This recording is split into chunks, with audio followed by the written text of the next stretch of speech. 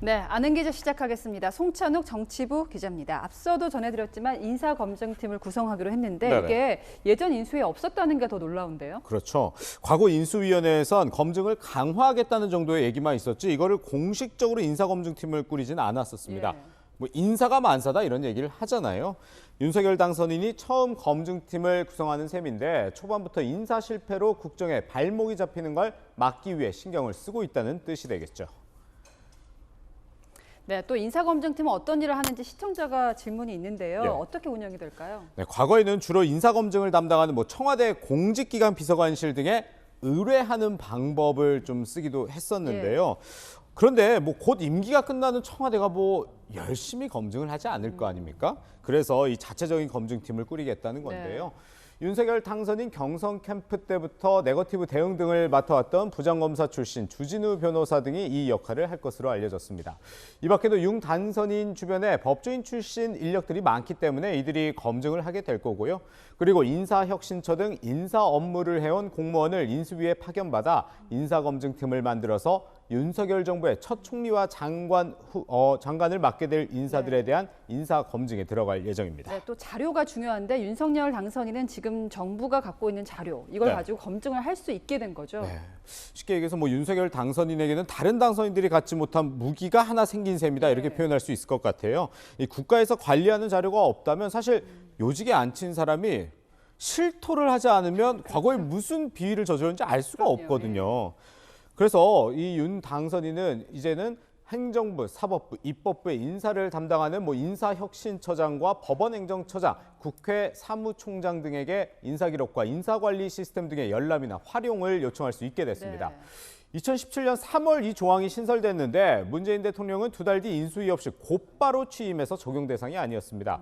그래서 윤 당선인이 정부의 인사 자료를 가지고 인수위 때부터 인사를 할 수 있는 첫 당선인이 되는 겁니다. 당시 국회는요, 대통령 당선인이 정부가 보유하고 있는 인사 관련 자료와 시스템을 활용할 수 있는 법적 근거가 없다면서 새 정부에 적합한 인사를 선정하는 데 어려움을 겪고 있는 실정이라고 개정 이유를 설명했습니다. 이 공무원 인사 기록에는 성과 평가, 포상과 서훈, 징계와 형벌 등의 내용이 담겨 있는데요. 이런 활용 권한을 가지고 있기 때문에 윤 당선인이 인수위 초반부터 강하게 인사검증에 나서는 겁니다.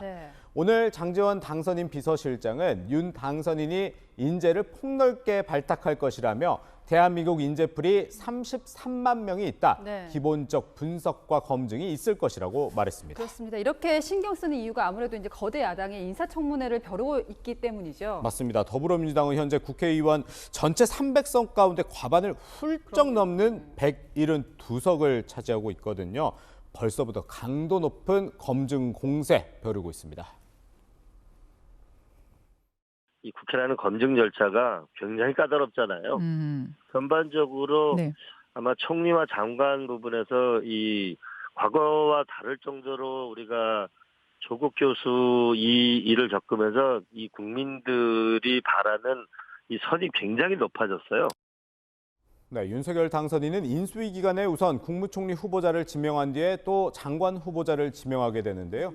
총리 후보자 국회 청문 과정부터 삐끗할 경우에 국정 동력이 약화될 수 있습니다.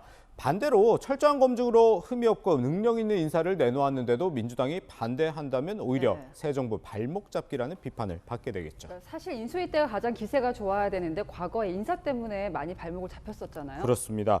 곧바로 이 취임을 한 문재인 대통령을 좀 제외하고 최근 사례를 보자면요. 이 박근혜 전 대통령 인수위 시절 김용준 인수위원장이 첫 국무총리로 지명이 됐는데 부동산 특이와 아들 병역 의혹 등으로 지명 닷새 만에 사퇴하는 일이 있었습니다. 그래서 총리 후보자 다시 임명할 수밖에 없었고요. 당시 인사 보완을 중요시하던 박 전 대통령이 청와대에 검증 협조를 요청하지도 않고 자체 검증에만 의존하다가 벌어진 일이었습니다.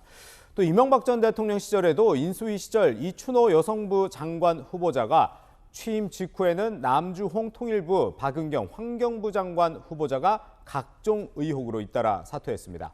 이 같은 일이 윤석열 당선인에게 또 되풀이 될지 초반 인사 실패의 역사를 끊을지 주목됩니다. 저희가 오늘 첫 뉴스로 보도를 했는데 안철수 인수위원장 카드가 이제 유력하긴 한데 그래도 약간 막판에 좀 진통이 있나 봐요. 네, 일단요 윤석열 당선인과 안철수 국민의당 대표가 그 단일화를 하면서 공동선언문 발표했잖아요. 그걸 좀 얘기를 들어보죠. 국정 운영을 함께 해 나가겠습니다.